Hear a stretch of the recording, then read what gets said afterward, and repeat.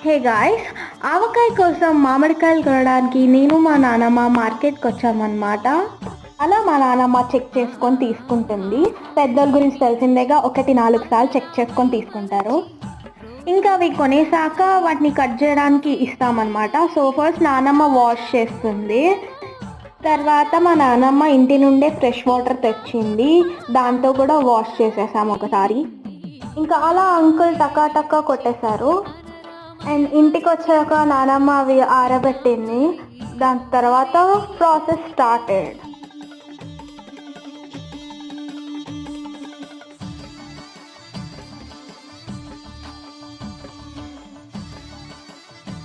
ఇంకా అలా అన్ని ఇంగ్రీడియంట్స్ వేసాక 2 days అలా పక్కన పెట్టింది.